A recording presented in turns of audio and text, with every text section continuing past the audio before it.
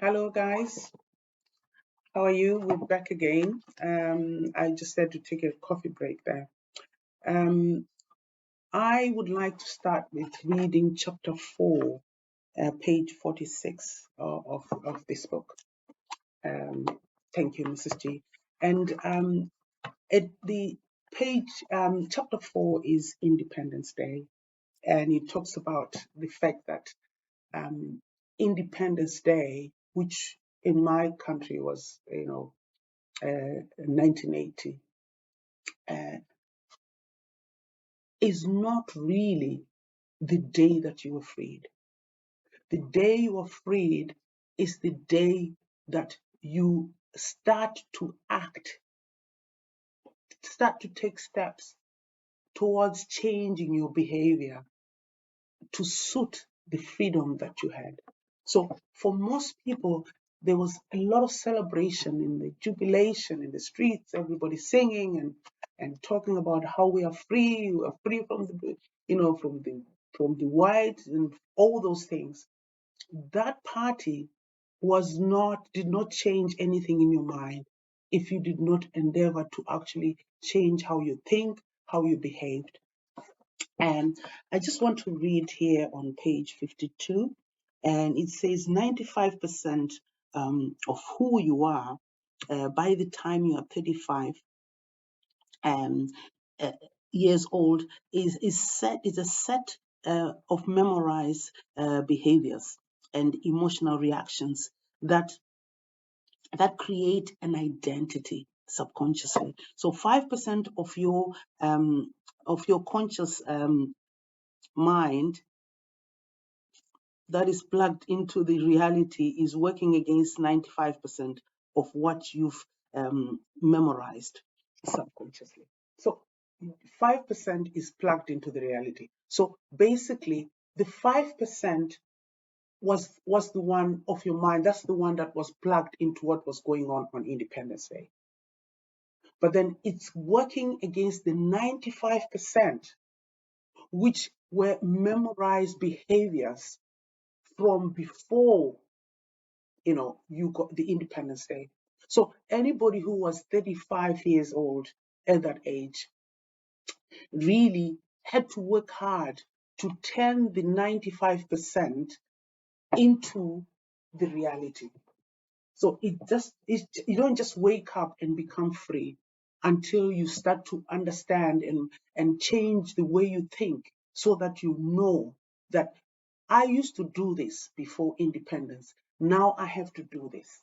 Or plan things that really push you towards your freedom. So, so what happened here is that a lot of times people who woke up in the morning, they went to work the next day after Independence Day. They went to work the next day. And they might have been all jubilation and everything, but the reality had to had to hit them that they had to keep a job. And of course, the memorized behaviors inside of them just got them to do the same thing that they were doing.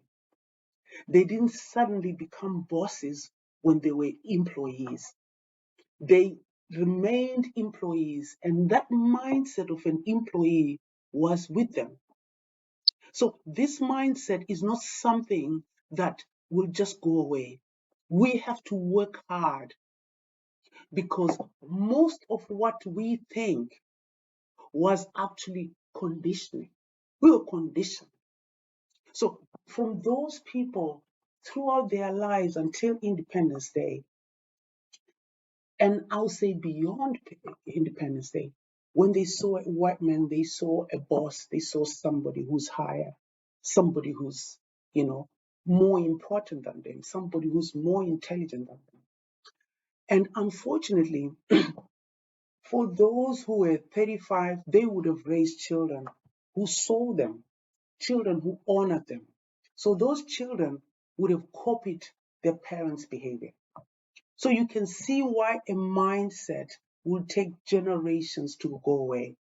So it actually takes working hard and saying, I want to change the way I'm thinking. It takes asking yourself, when you are talking to a white person, ask yourself, am I submitting? Is there something inside me that's making me submit subconsciously? And of course, same applies for the white people. If they were raised to see a black person as somebody who works in their garden, somebody who's lower than them, they would automatically see a less human being standing in front of them.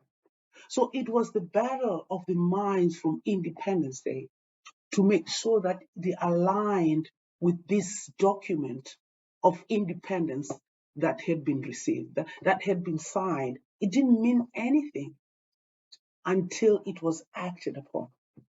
So now it was, the late Robert Mugabe always said, "Iweneni tinebasa."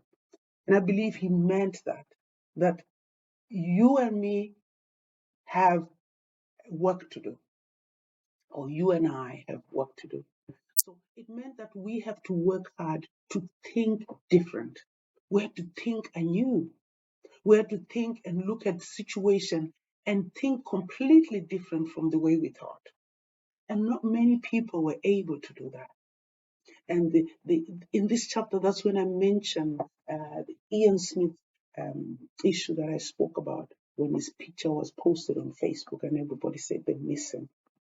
And one of those people who was commented was telling me that, oh, he has a master's degree, and he still does not have a job. And you see, when you look at somebody like that, it means that even with that master's degree, their mindset is still the same. They're waiting for someone to give them a job. I'm not saying that everything is right, but if you have a master's and you're looking for a job and you can't find it, and you're still waiting for someone to hand it to you, your mind is still colonized. Your mind is still in the servant mode. So you have to try and change it. You have to try and think outside of that mind.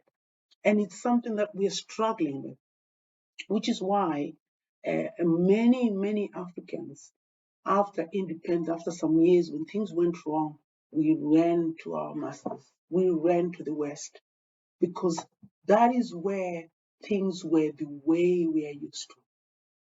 And when we got there, we worked menial jobs because it was okay. Our minds did not have to struggle with that. So I'm saying to you, check how you are thinking. Be aware, be on your self-awareness journey. Ask yourself,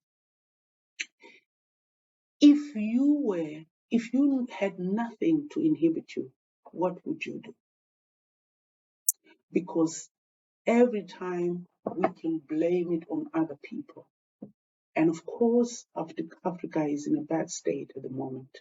But it's also partly because our minds have not been renewed. We are still struggling with seeing ourselves as masters of our own fate. Because we have for generations, for a long time, been, been conditioned to look up to the white man to give us a job. So we have to turn away from that. And it's a very hard thing, but it's not impossible.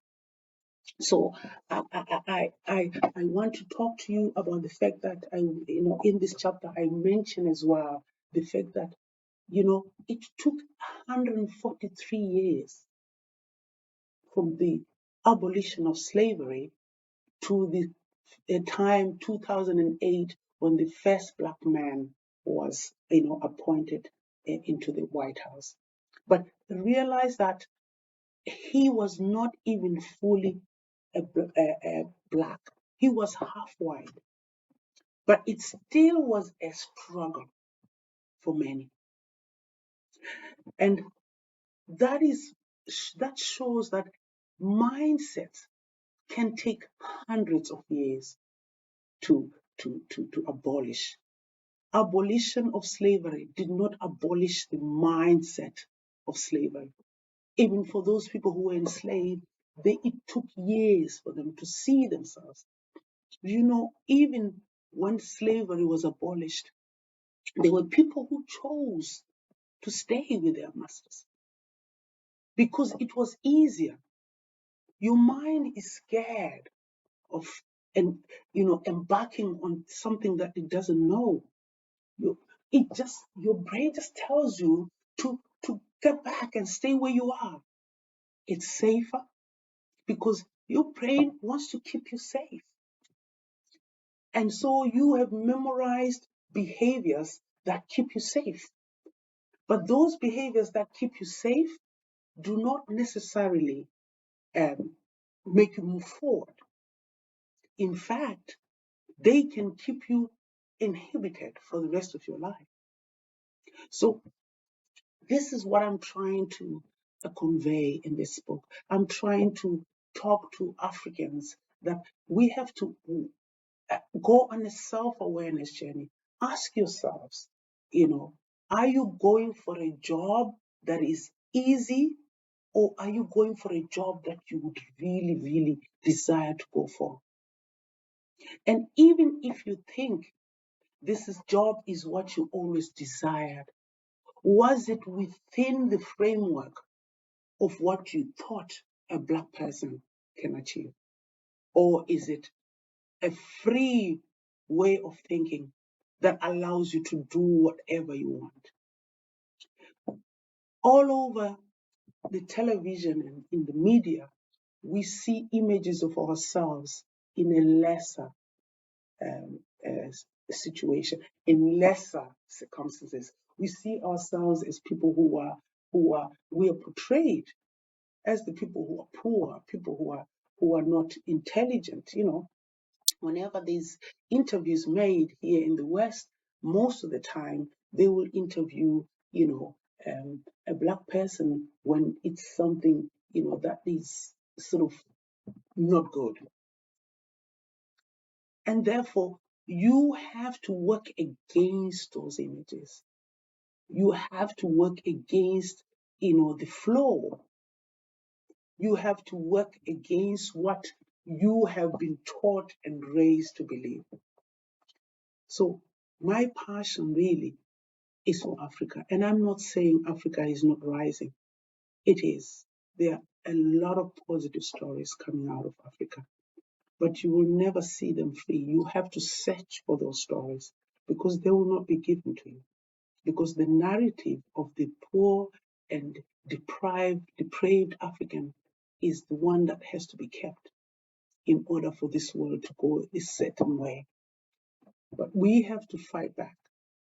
We have to fight back and really go for those things that are crazy, crazy based on the past.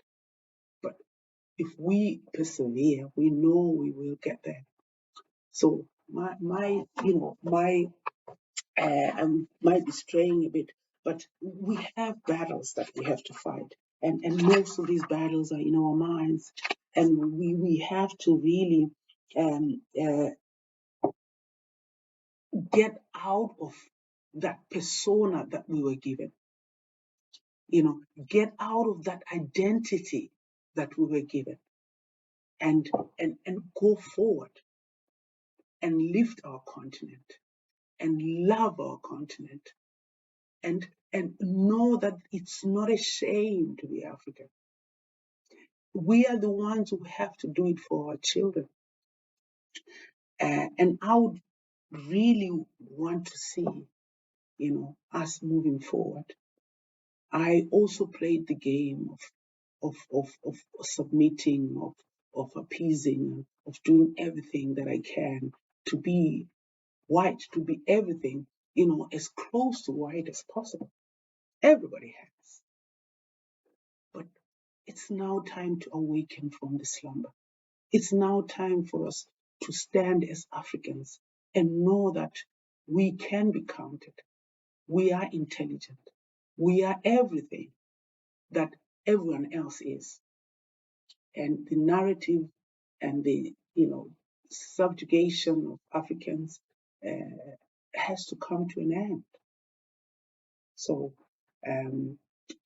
with that, I will say I hope I will be discussing another chapter again, and I hope you enjoyed this one. Please go on Amazon and buy this book so that next time I speak about a chapter, we can have a chat and then you can, ask questions. Thank you so much.